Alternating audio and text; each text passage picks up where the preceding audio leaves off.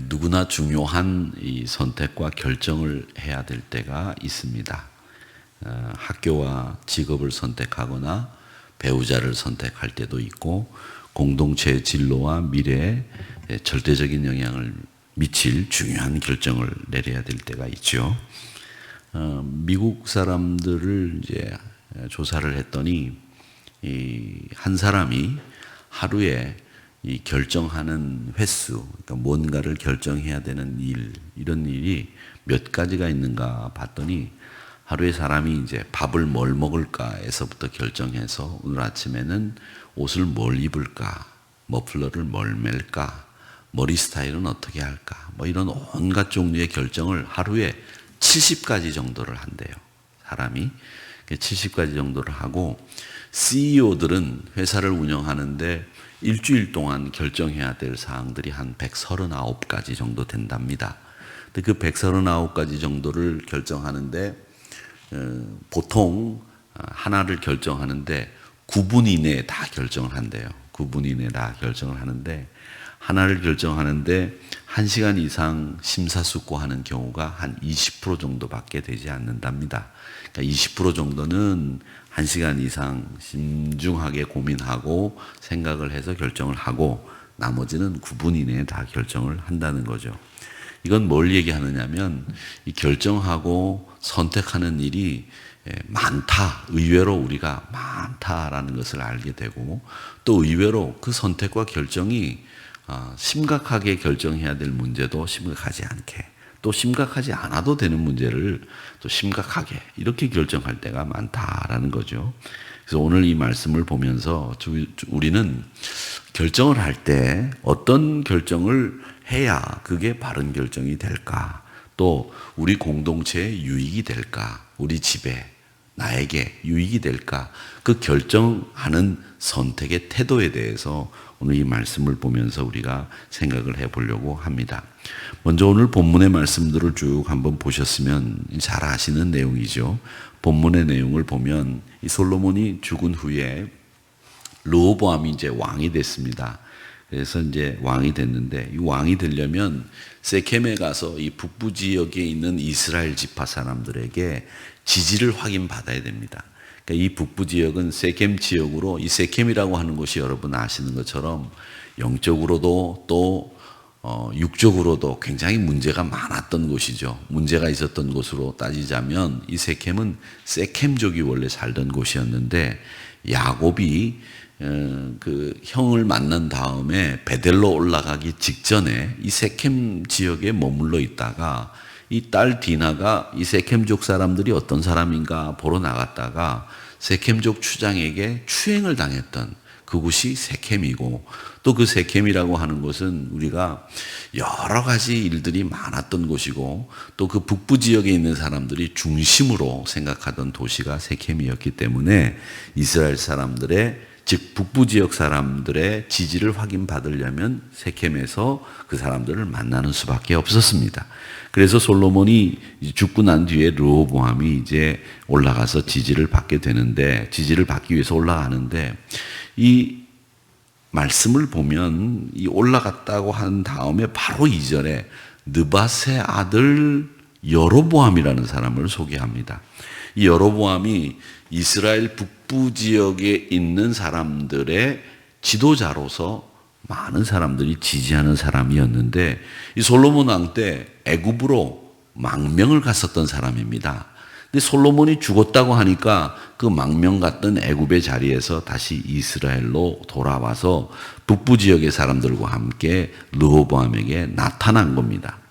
그래서 그 사람들이 이 지지를 받으려고 온 솔로몬 왕 아들 르호보암에게 이 여로보암과 북부 지역에 있는 10지파 사람들이 대표로 나서서 뭘 얘기하느냐, 아버지가 성전을 짓기 위해서 우리에게 무거운 멍에를 매겼고 세금도 많이 부과했습니다.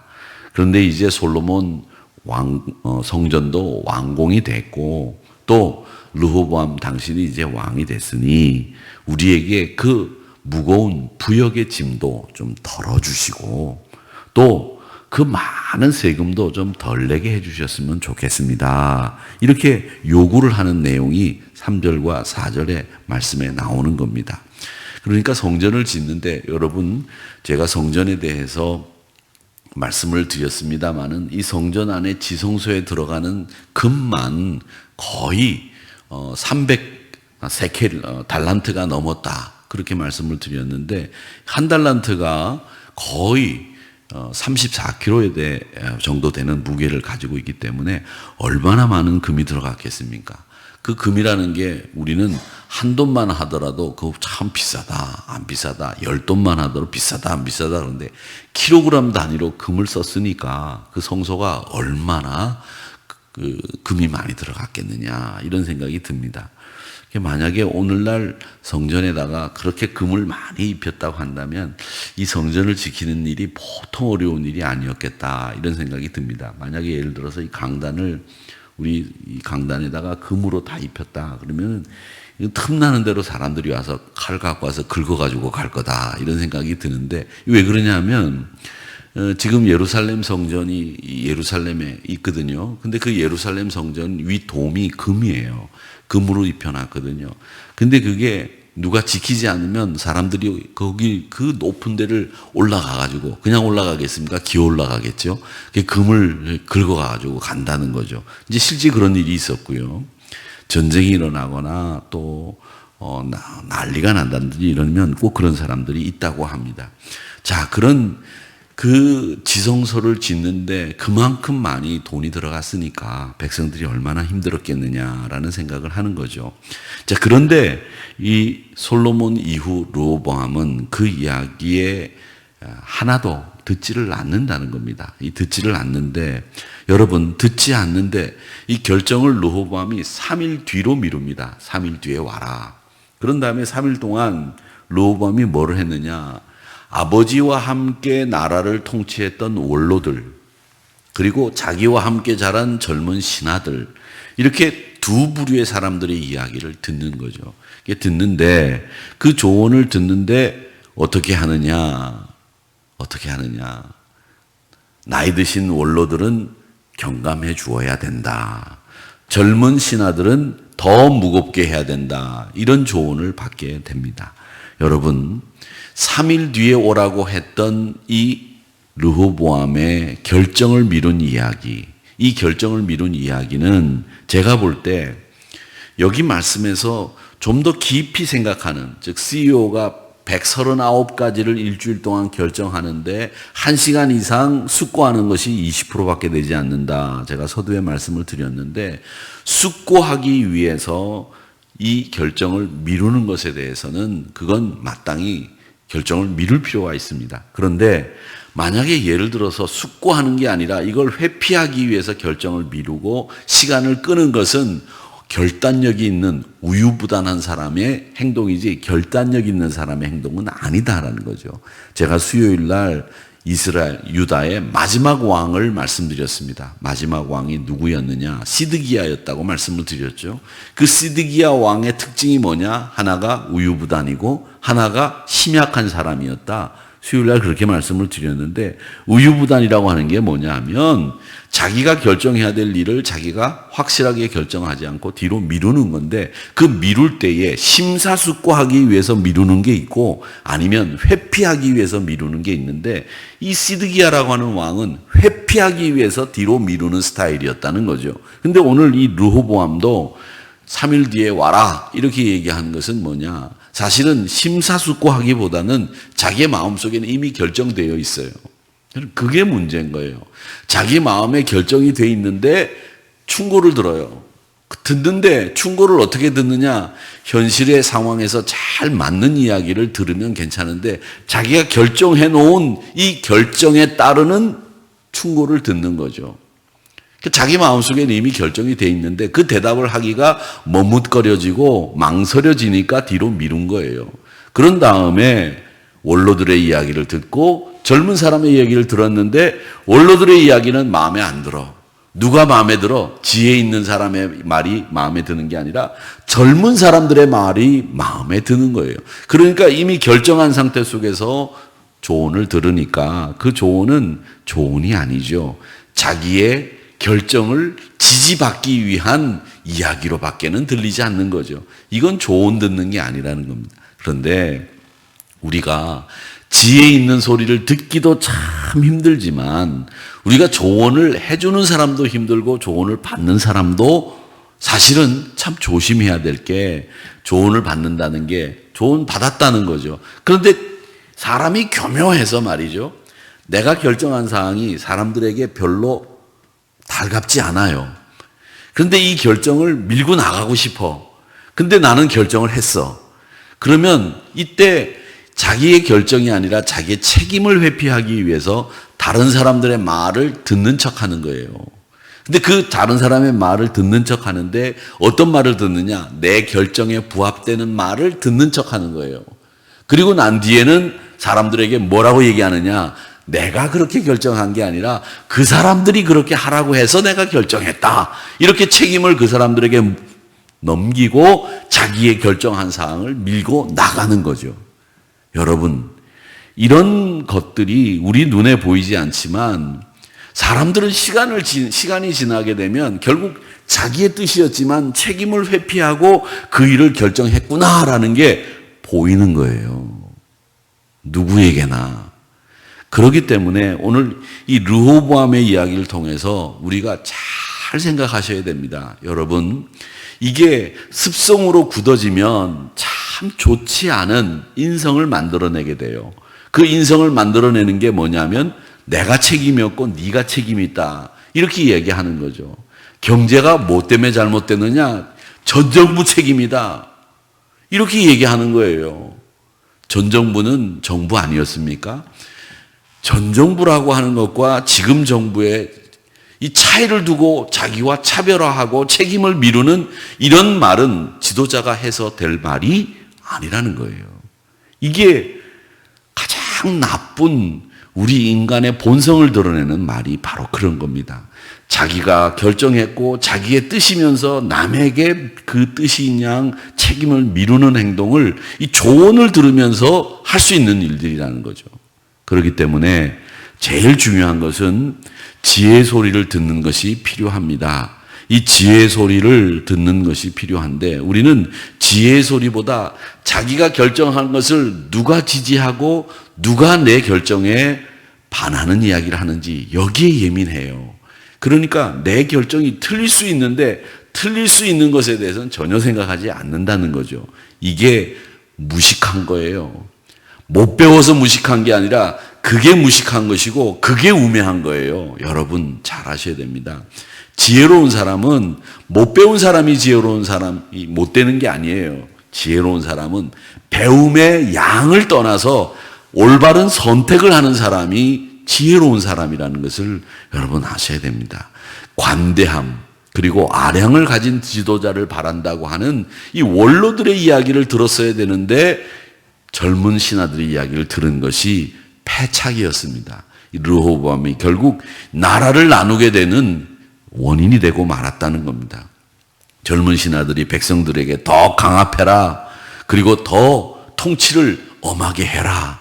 더 세금을 많이 거두어라. 이렇게 이야기하는 대표적인 이야기가 뭐냐? 여기 말씀해 보면 10절 하반절하고 11절 말씀해 보면 이런 말씀이 합니다. 대표적인 말씀이죠. 굉장히 많이 나오는데 하나가 내 새끼손가락이 아버지 솔로몬 허리보다 굵다.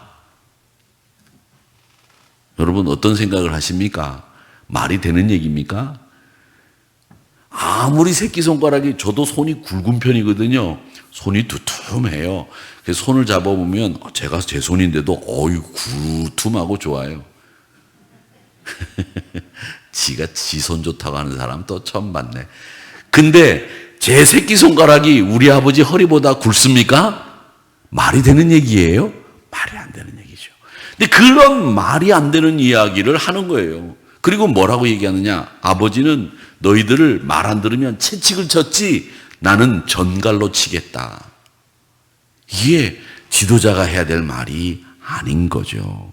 결국 원로들의 지혜로운 경험의 이야기들을 듣지 않고 젊은 자들의 이야기를 들으면서 그는 잘못된 길로 들어서게 되는 겁니다. 결국 지혜의 소리를 듣지 못한 거죠. 결국 그는 현실을 제대로 파악하지 못한 거죠.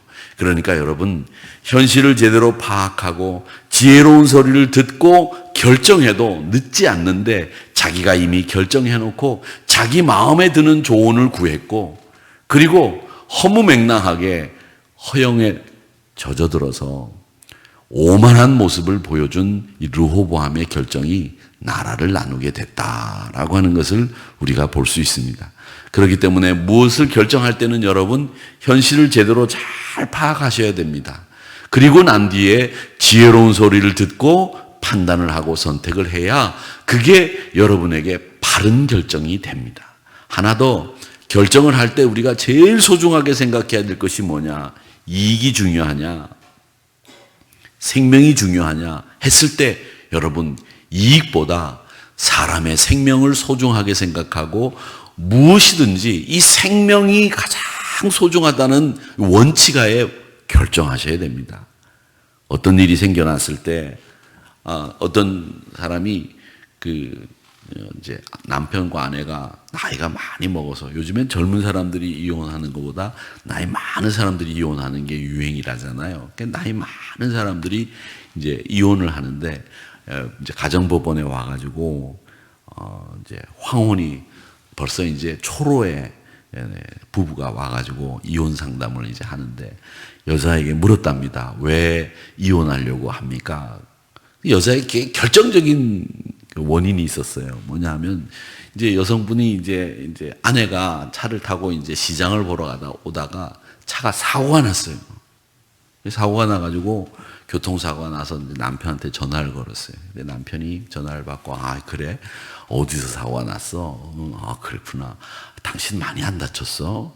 이렇게 물어야 되는데, 차는 어떻게 됐어? 뭐? 이렇게 말을 한 거예요. 그러니까 여자가 평생 이 사람을 위해서 같이 살다가 이런 어려운 일을 당해가지고 당황하고 있는데 자기 안부는 하나도 안 묻고 처음부터 끝까지 차를 공장에다 갖다 넣을 때까지 네 몸은 어때? 당신 몸 괜찮어? 이렇게 한마디도 묻지 않고 차는 어떻게 됐어? 네가 그랬어? 그 사람이 그랬어? 이런 것만 묻더래요.